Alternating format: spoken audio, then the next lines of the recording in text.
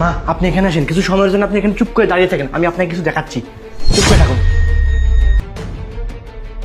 প্রিয়া, মা আসতেছে, ফ্রিজ থেকে কিছু বের করে ভালো মন্দ রান্না করো।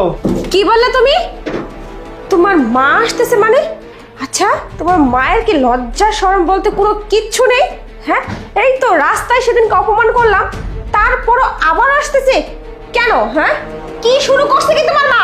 আরে প্রিয়া, তুমি এইভাবে কেন বলতেছো? উনি তো আমাদের মা, তাই না? আসবে, 2-1 দিন থাকবে, আবার চলে যাবে, এতে এত রাগ করার কিছু নেই। হ্যাঁ, সমস্যা কেন থাকবে? তোমার তো কোনো সমস্যা না, সমস্যা তো হয় আমার। আমি সেটা বুঝতে পারি যে কত ধানে কত চাল।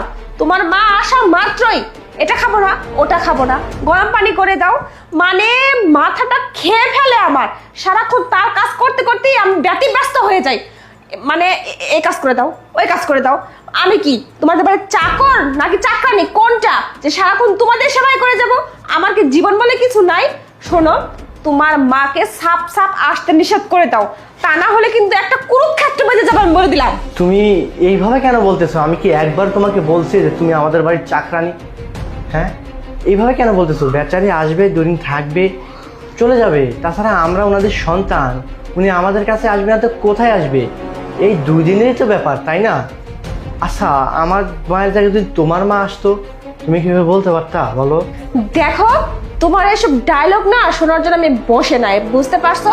তোমার মা যদি 2 দিনকার জন্য আসতো তাহলে তো হতোই। তোমার মা আসলে তো যাওয়ার নামই করে না, তার বায়নার শেষ থাকে না, তার জন্য কাজ করতে করতে আমার জীবনটা শেষ হয়ে যায়। আর তুমি আমার মায়ের সাথে তোমার মায়ের তুলনা দিচ্ছ? আমার মা এখনো সুস্থ সবল, তাকে নিয়ে এত ঝামেলা পোহাতে হয় না। আর তোমার মা আসলে ঝামেলার শেষ থাকে না। আবার তুমি আমার মাকে তোমার মার সাথে তুলনা করতেছো। শোনো, এত কোনো কথা নাই, আমি কিচ্ছু শুনতে চাই না, বুঝতে চাই না। তোমার মা আমার বাড়িতে আসবে না মানে আসবে না, আর যেখানে খুশি সেখানে যাক, আমার কোনো কিছু দেখার নাই। দেখো, উনি কি সবসময় আমাদের বাসায় আসে? হয়তোবা মাসে 2-1 বার, বছরে 2-1 বার এসে এই কয়টা দিন থাকে। আমি মানতেছি উনি বয়স্ক মানুষ, ওনার একটু দেখাশোনা করতে হয়, তাই বলে তো এইভাবে বলাটা ঠিক না, তাই না? আজকে ওনার জন্যই তো আমরা এত বড় একটা ফ্ল্যাটে থাকতেছি, এত ভালো চলতেছি, এত ভালো কিছু করতেছি। উনি আমাকে কত কষ্ট করে বড় করছে, মানুষ করছে, তাই না? আর আমাকে দেখতে চেয়েছে, সে আমি ওনার ছেলে, সেজন্যই উনি আমাদের কাছে আসতেছে।